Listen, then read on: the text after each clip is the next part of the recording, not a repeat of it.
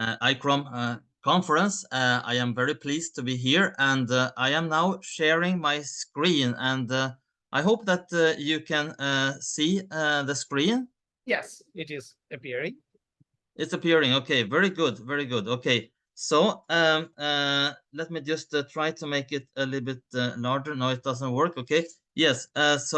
Let me begin by introducing myself. I am Niklas Gustafsson from Sweden, and I am currently a researcher at IICSE University in USA, where I am doing research in international relations. However, my background comes from engineering, technology, finance, and economics. And therefore, I have discovered a very, very large research gap that I would like to share with you when it comes to multidisciplinary research, because now I try to go to the next slide. Yes, okay. If we begin here by looking at this is a mobile phone, as you see, and you're very familiar with, and but to develop and to produce and to market and sell a mobile phone has been an extremely complicated task, which has required a lot of multidisciplinary research.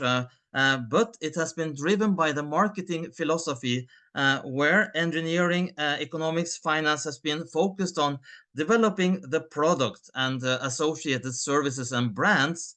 The goal was to bring internet and communication to everyone. So there has been a tremendous progress in science. However, there has been a lag in the development of humanities, which means the question is, what is the purpose of this new technology that we have for society, for people, and how does it fit in? We have this tremendous science, but it has not been connected to the people. So it has been sort of a marketing philosophy driven multidisciplinary research where many disciplines like finance, manufacturing, transportation, marketing, management, even gender, law, procurement, economics, and so on has been integrated in a total research effort to produce very advanced products for people, products and services. And so, some factors were quite ignored. This means that this research was quite secular, and it was not really integrating factors such as religion and historical considerations when these progresses were made. And then suddenly we had this very large disruptive event more than 20 years ago when terrorism attacked America on September 11, which everybody knows. There was an attack on the World Trade Center, and the President George W. Bush, he then stood up for religion, and he said that he was going to defend his belief in the Bible, the Christian religion, and Jesus Christ, which was a very surprising and a new development for many people in finance, economics, and technology. And but the important thing here is that George W. Bush, he created what he called the coalition of the willing.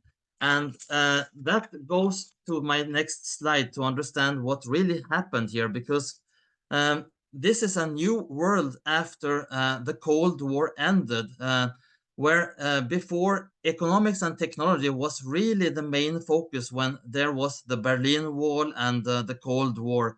But after the end of the Cold War and the destruction of the Berlin Wall, the focus has actually moved and shifted towards religions and humanities, and very few people have observed this fact, and therefore multidisciplinary research rarely incorporate this perspective. However, in academic research, and this is the basis of my research in international relations, is the book written by the Harvard professor Samuel P. Huntington. He wrote the important book, The Clash of Civilizations and the Remaking of World Order, to describe the new world after the end of the Cold War. And this book was also endorsed by the recently passed away Henry Kissinger, who was a very important person in my field, international relations. the important thing with this book is that it is describing a new world after the Cold War, where people are more going together and finding groupings and commonalities in what is called civilizations. And civilizations are described here in this big world map, where you can see different civilizations. In dark blue, it's described the sort of Western civilization, which is mainly described as a Christian civilization. In lighter blue, you can see the Orthodox civilization, mainly Russia, which is also a religious civilization.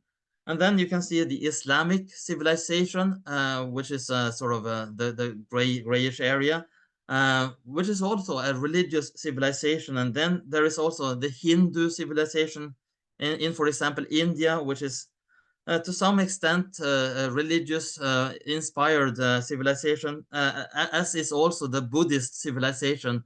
So this is the new academic thinking in terms of international relations, that the world is drifting towards this sort of new world order, where culture, religion, and civilizations are sort of the overall factor that is uniting people. And the theme of this conference today is that nationalism is coming back, and there is a sort of a divide between science and humanities. And so, yes, maybe nationalism is coming back, but the main point is that this is coming from a civilization focus that is getting stronger and stronger as a trend in the development of the world.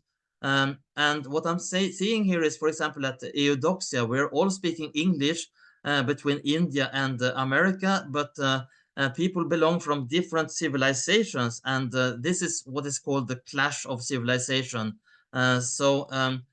What is happening is that all this multidisciplinary research is falling a little bit behind, and ethics and legal compliance has become a stronger influence in many universities here in Sweden, but also in America and many other parts of the world, where we're seeing ethics being important and legal compliance. However, the effort to develop a sort of a global ethics for everyone has been difficult, because people belong to different civilizations and different cultures, and it's been sort of hard to find and identify an ethics for everyone. And therefore, what we're seeing is that the emphasis on multidisciplinary research may be wrong, because it's not incorporating the total civilization perspective. So, for example, if you look at what you see in this picture, you see a car, but also you see a person here. And the focus in the past was to develop the car. However, in the new civilization research, it is more important to understand the person. Who is the person who is going to buy the car? What civilization does he belong to, and what are the needs in this civilization? So the thinking has been in Sweden before, where I am living, that we're all Swedish, where different people are meeting, and it's a sort of a blending culture. However, the future, according to research, shows that this is not so successful, because different civilizations have different needs, and differentiation is the key factor to be successful. For example, here is a Japanese funeral car that looks very different to a Swedish or American or maybe Indian funeral car. And therefore, what we're finding when it comes to my research is that to bridge the research gap between sort of the sciences and the humanities, is that what people have been finding is that consumers, they're demanding products where the multidisciplinary research effort has been in the past. And but there has been sort of a difficulty to continue with this model that is only products and services and consumers. And because of the social business, because the internet has changed marketing philosophy into a social business, where people are interacting with the producers of products and services over the internet in social media. Social media is becoming the new marketing in so-called social business. And in this social business, the only way to get engagement, interest, and collaboration with between people is to appeal to their interest. And therefore, people have been increasingly searching for what is called a higher calling, which is a passion, lifestyle, or cause. However, by extending this to international relations, you can see here at the top that religion is likely to become this higher calling, where culture and religion is merging and driving the whole multidisciplinary research. So, for example, if you take a company like McDonald's, before McDonald's was only selling hamburgers. Today, McDonald's is more focusing on who is buying the hamburgers, and they're doing the civilization focus. So, for example, they have different hamburgers to Jewish people, different hamburgers to Muslim people. They have different menus for people from India. So these civilizations are driving the whole product development, which is driving the whole multidisciplinary research to satisfy the needs of the clients. So I would say that the civilization is becoming like an important driver for the research for the future. And this has implications for economics, finance, engineering, healthcare, law, ethics, real estate, everything.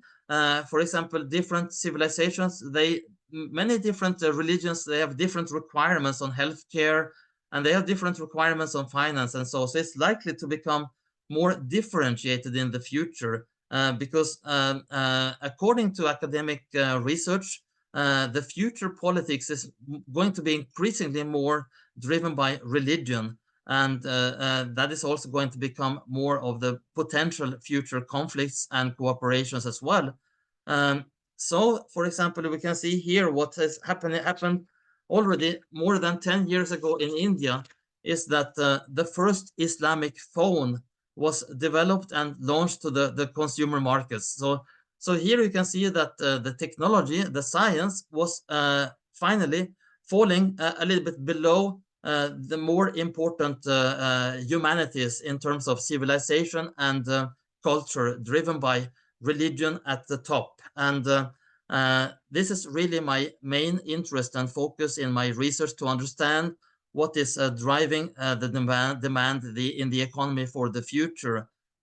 So the conclusion that I find for future multidisciplinary research is that religion, from having been excluded from a large part of multidisciplinary research, is likely to become not only integrated in future multidisciplinary research, but maybe also like the main factor that is driving future progress in research, in multidisciplinary research, as we go through the next generations of technologies. In my field, mobile phones going from 4G to 5G to 6G to 7G, and then it becomes more like a public network society where people have to integrate and to live together. And there it becomes important that they are engaged, interested, and have some sort of lifestyle that is compatible with the technology. So in the end, what I'm saying is that, to my own surprise, I'm finding that religion and people's belief in God